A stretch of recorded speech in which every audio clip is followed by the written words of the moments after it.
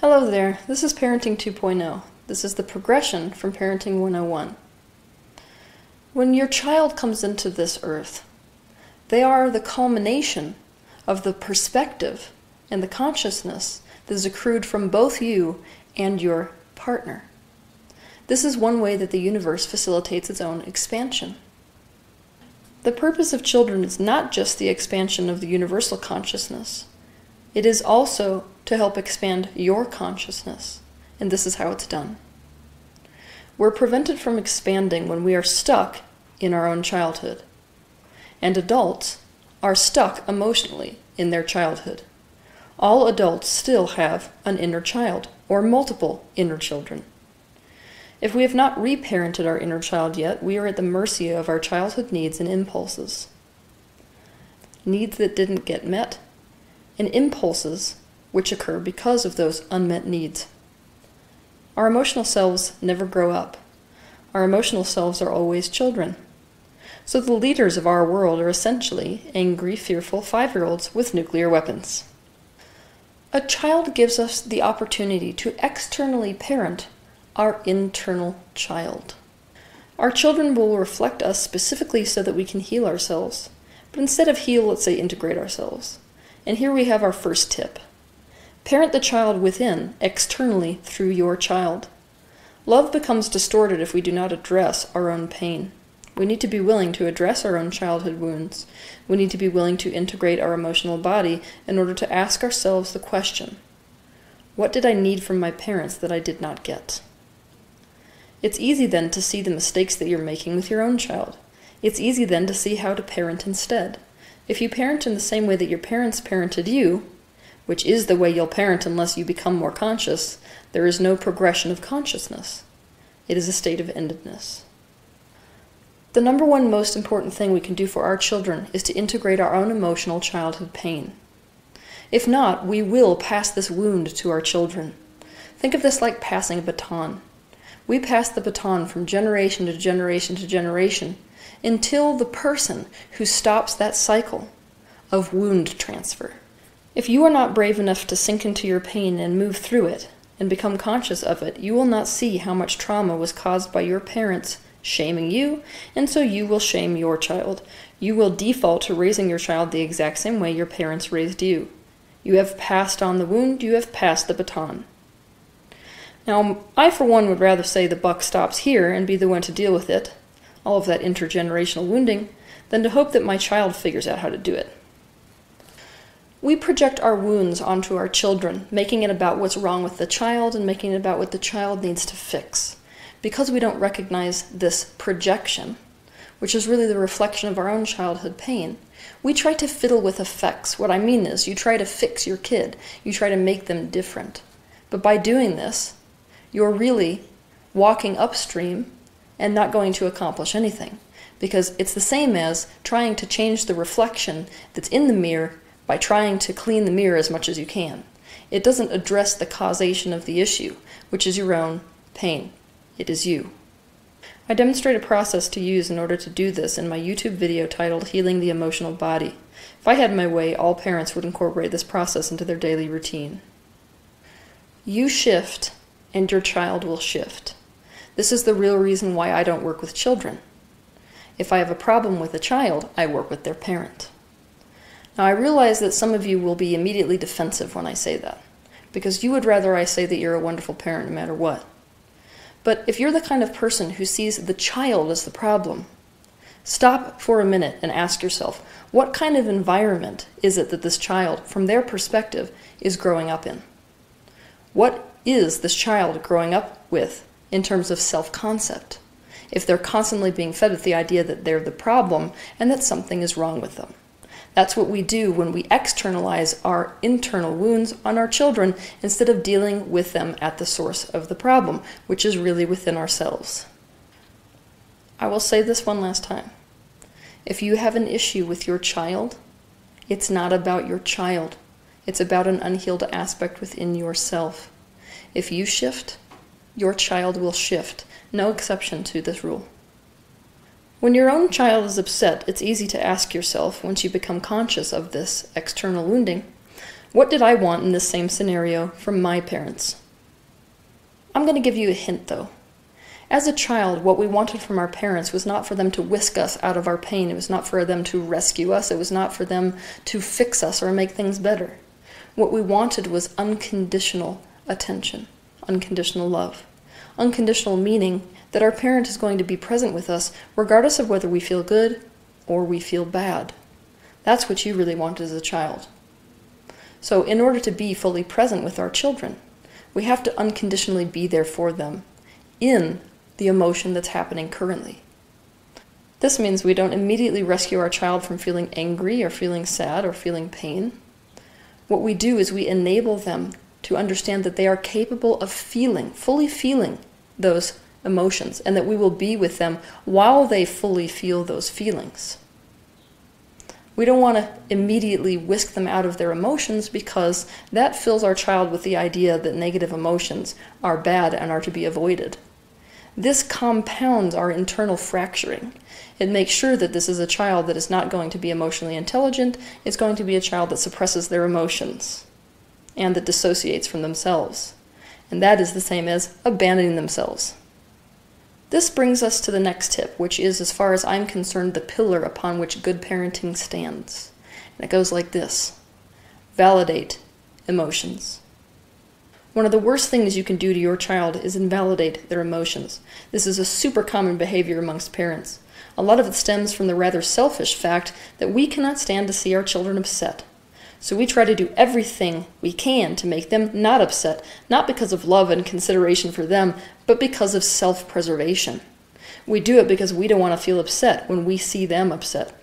Just like we need to be fully present with ourselves no matter how we feel, we need to be present with our children no matter how they feel. Here's a scenario. A child experiences negative emotion because their parent has decided that they can't have something at the store. As a result, the child throws a fit or immediately starts to cry. Mom and Dad gets angry and then proceeds to repeat, "No, no," or start arguing with the way the child feels by saying things like, "Stop that crying right now. There's no reason to do that. Money does not grow on trees, you know. We already got the popsicles you wanted," etc. The child is being taught that how they feel is wrong. The child is being forced to suppress that feeling. The child is not allowed to experience and move through the feeling, and so the feeling is stuck as an imprint within them, within the child's emotional body, which continues with them into adulthood. That feeling will now become an imprint, which will mirror out into his adult life as situations that make him feel guilty or situations that make him feel poor. The parent has, in that seemingly small moment, set up the child's future in a negative way. Here's the thing. Every single emotion that a child experiences is valid. It doesn't matter whether you are trying to project your adult understanding on top of a child's experience. Every emotion is valid.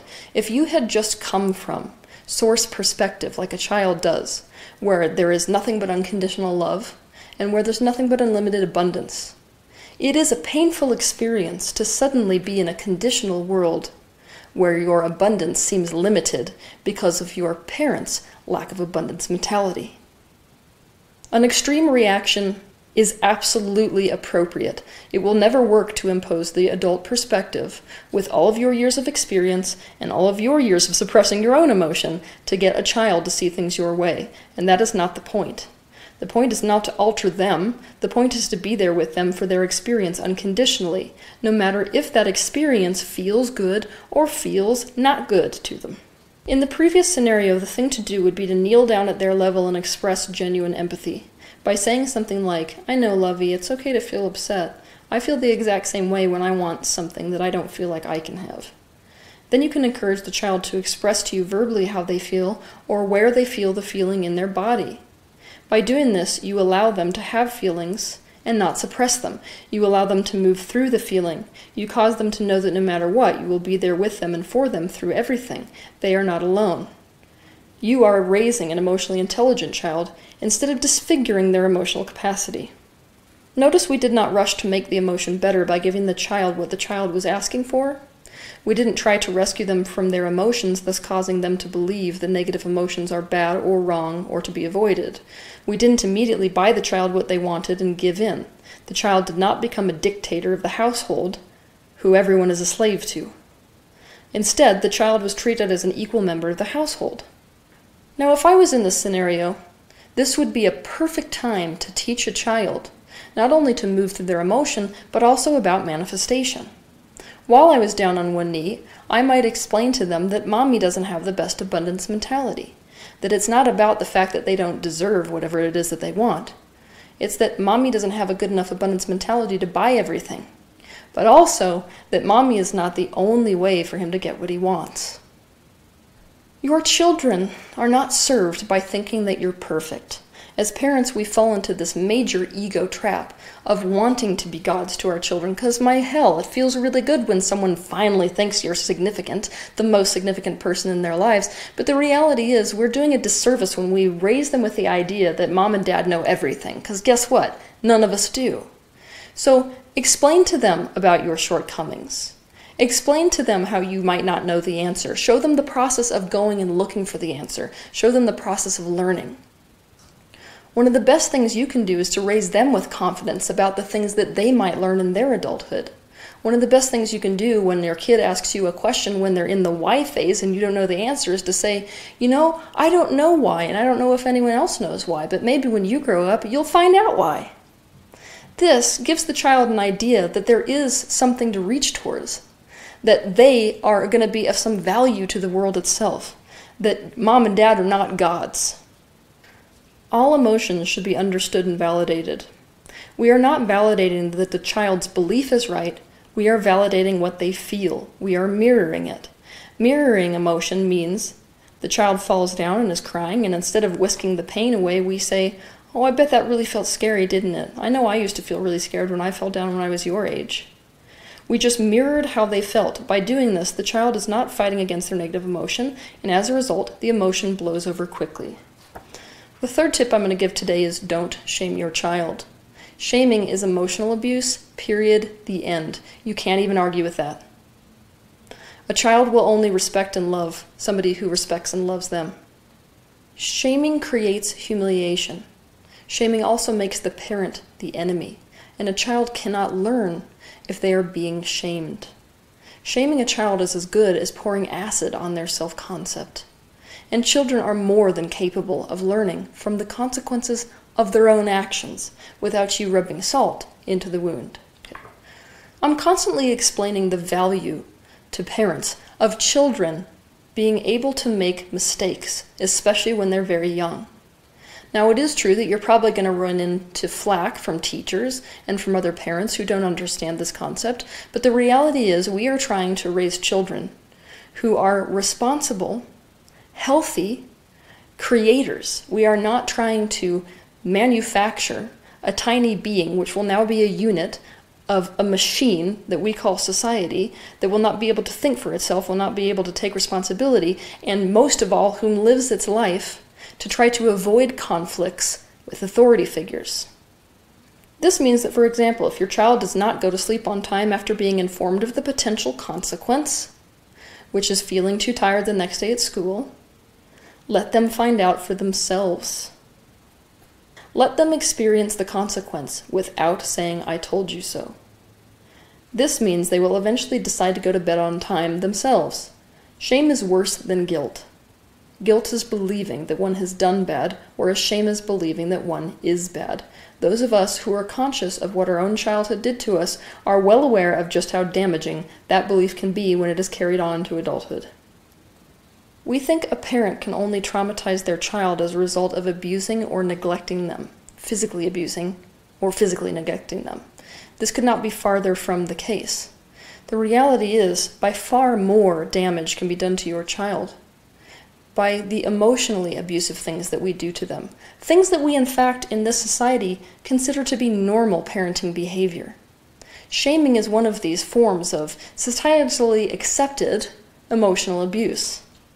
Now, myself being the person who has come up and survived multiple childhood abuse forms, I will tell you that by far the most damaging to your adulthood life is emotional abuse.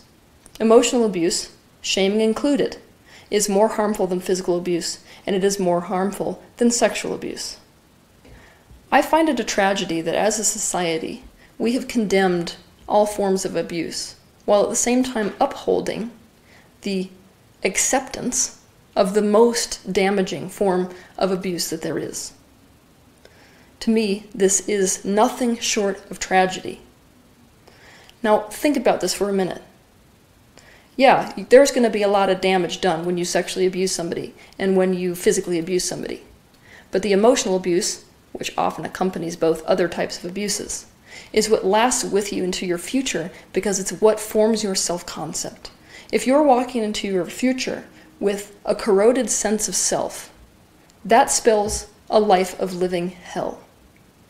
These behaviors that we think are normal parenting, which we are in fact desensitized to, cause trauma in the child's being and result in a dysfunctional adult who cannot thrive.